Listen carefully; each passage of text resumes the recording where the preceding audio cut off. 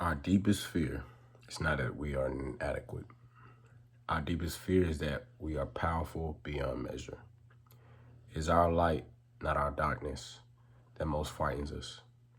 We ask ourselves, who am I to be brilliant, gorgeous, talented, fabulous? Actually, who are you not to be? You are a child of God. Your playing small does not serve the world.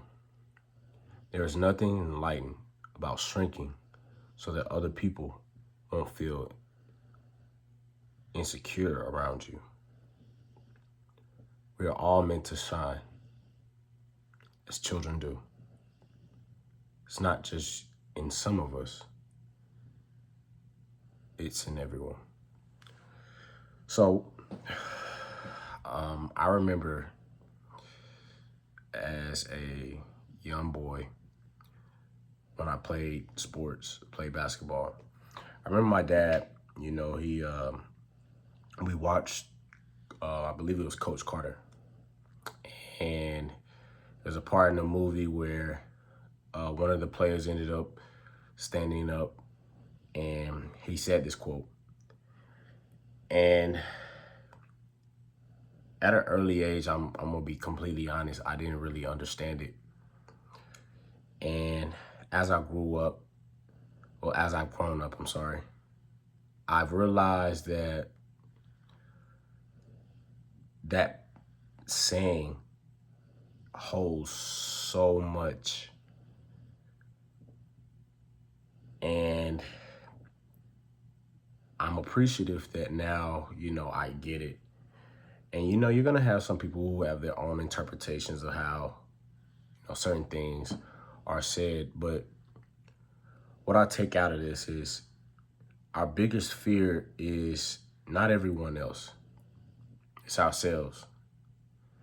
And one thing that we have to do is we have to understand that when we play the back seat and we allow other people to not feel a sense of pressure, or think about it like this.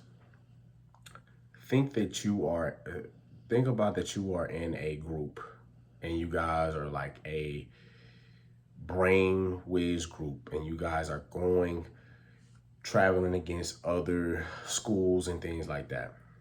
Now in this group, you have some of the smartest individuals out the school. Now the purpose of bringing a collective in just one group is to make the other person better. The thing is that we sometimes hold ourselves back because we want everybody to maybe be comfortable, or we don't want to be looked at as arrogant or come off as cocky. But there's a time in our lives where we have to not only step up, but allow ourselves to reach that part that makes people uncomfortable. If you have a bunch of people around you that aren't pushing you, they aren't checking up and saying, hey man, how are you getting better? They're not doing certain things that you're doing to make you better. You should always have someone on your team that's making you better. Because if you have other people on your team that's not making you better, then you guys just as a collective won't get better as well. So if one person holds back, that's not helping the other 3 to 4 people that's in that group. We have to learn how to step out of this relaxed or comfortable place in our lives to not only not start any conflict. You don't have to start any conflict, but you have to apply a certain type of pressure onto other people And what they all say, pressure busts pipes. But pressure also makes diamonds. And see, when we look at ourselves, we have to think and know that we are just holding ourselves back.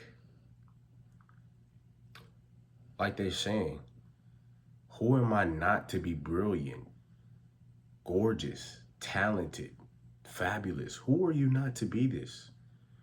You should never, when we look at the people who are in high places, the CEOs, the athletes, philosophers, scientists, all of these people, they have a level of mindset that puts them ahead of everybody else.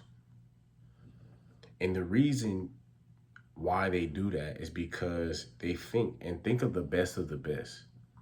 The best of the best thinks, who am I not to be the best? Everyone should think that, and everybody has that. That's what they're talking about in the poem. Everyone holds that. You may not be as good as someone in a certain event or a certain thing, but you have some people who are actually better. I will take it like this. I play basketball. My main thing was I was tired of people making me feel so low because I wasn't a guy who was into sports. I grew up playing games, I was in the house and things like that. Now, everyone else around me in my neighborhood, they played sports. They were naturally gifted with athletic ability. I earned every single piece of ability that I've ever had playing that sport. And there was a time where those people that used to beat me, I started to beat them. And at that point, I got comfortable. I was comfortable with the fact that, you know, okay, I'm able to beat those guys. And I eventually started to play some very high level basketball. And I got around some very elite guys. Like I've told you guys, I played around some NBA players. I played around some great players. And what brings me back is a time that in my mind, I felt that, I was the best where I was. But it's levels to this shit. And you have to apply this to every single level. Once when I got out of the pond and I started going to the lake, my entire mindset throttled because truthfully, I didn't think that if I did this, that I was going to be this nasty or arrogant person. I didn't really want to be that. I think that I was comfortable with making other people comfortable to not cause any conflict. But what we have to understand that in life, sometimes we have to start things and people are not going to like it. People are always not going to like what you do. And I remember I went to Vegas one time and I remember seeing Coach K. I saw Bill Self. I saw Coach Calipari all sitting at the front. And I was so starstruck. And I'm not gonna lie, I was never put into a position where I was tried with a bunch of the elite day after day after day. And so growing up, for me, it was really laid back. And at times I let people go before me, but I held all this talent. I had so much talent. I've like I said, I ran into these NBA guys and I have played with these guys. I've gave these guys a run. Now I'm not sitting right here trying to be like this guy, like, oh yeah, I could have went to the pros and all this other stuff. But all I'm talking about is the mindset that you gotta have in these places. And it just doesn't apply for just sports. It applies for everything. It applies for your job. It applies for any level of any place where you are now put in a space with other people and now you have to show your talent. You have to now figure out, why can I be the best in this? Why can I step up and be the leader in this? Because that's the only way how you're going to get better. And so it kind of gets deeper for me because I was just talking to my therapist about how you see a lot of people. When I think of like celebrities and, you know, things like that, um, I think about how some people have conversations about how these guys may be assholes or maybe, you know, they're not the best people to be around and things like that. And the one person that really jumps in my mind that people always talked about was Michael Jordan. People always talked about how Michael Jordan wasn't the best teammate. He was a, you know, very mean guy, you know, and people feared him stepping onto the court, bro. Like, people feared him just like if he just had this type of feng shui about himself that was just like not to be fucked with. And, you know, also when I think about Kobe, and he talked a lot about his Mamba mentality, I think a lot of that goes into the our deepest fear. Because I think that in their mind is, who are you to tell me that I can't be the best? And that's how they apply that every single time they lace their shoes. And for you guys that's working in sales jobs, guys working in tech, a lawyer, doctor, anything, I want you guys to start applying this quote in your daily reads. I would say you don't even have to read it every day. Maybe read it, you know, once or twice out the week. But just keep a reminder that our deepest fear is ourselves of being great. And that's a very puzzling thought. Because why? Why are we so fearful of being the best that we can be?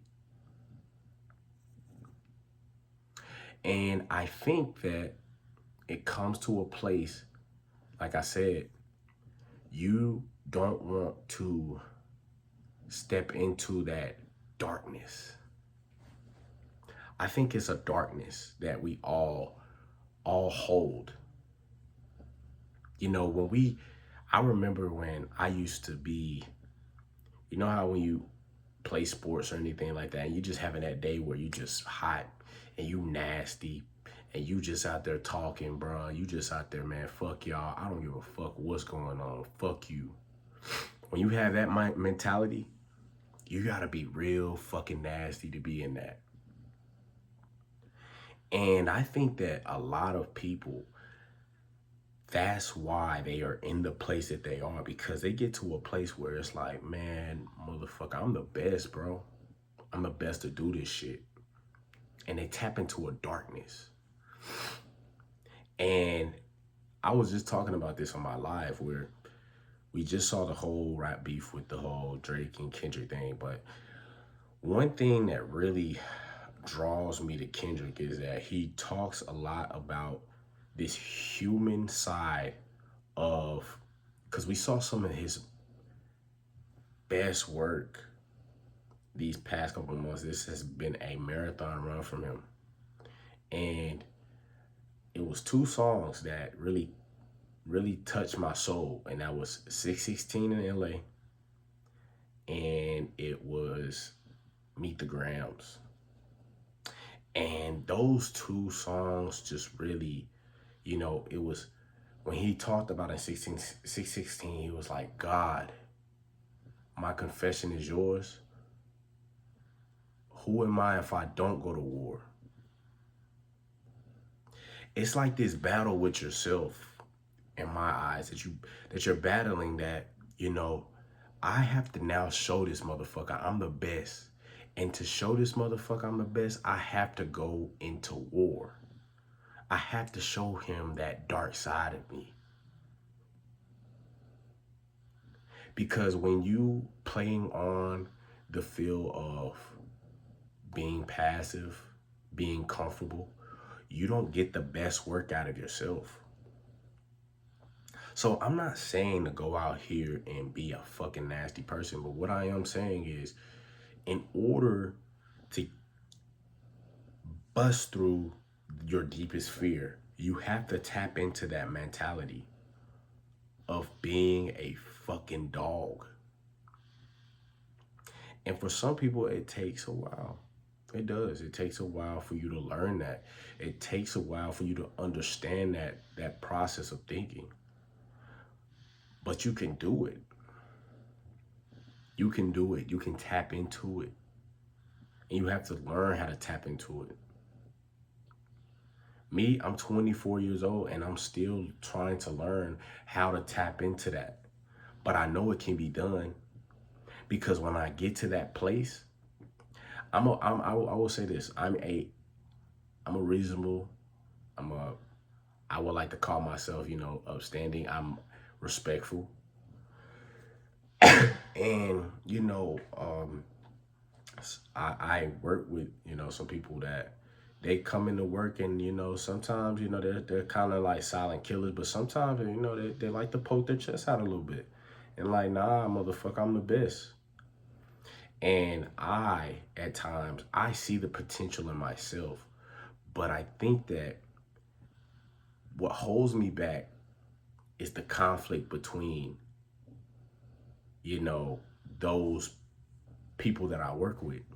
Because I don't want to start anything. I don't want to make nobody feel uncomfortable. I don't want to make nobody feel like I'm cocky or feel like I'm arrogant. But that's what you got to tap into, bro. Your deepest fear is yourself, not them. It's not your coach. It's not your neighbor. It's not your teacher. It's not whoever you think it is. Our biggest critic is ourselves. And until we can get over that critic, we will never reach our full potential. And we will never know our full potential, because you can always get better.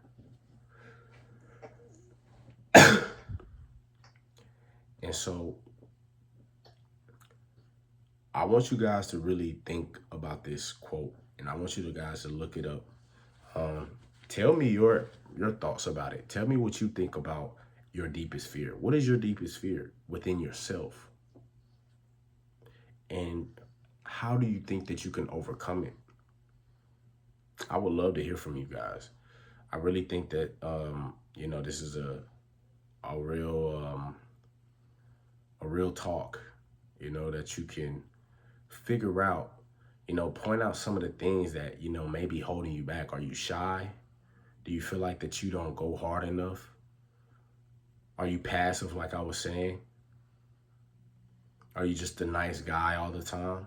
Because I told you guys, bro, you got to learn how to be an asshole sometimes, bro, and let people know not to be fucked with. Don't fuck with me. But the first person that you want to tell, don't fuck with me, is yourself.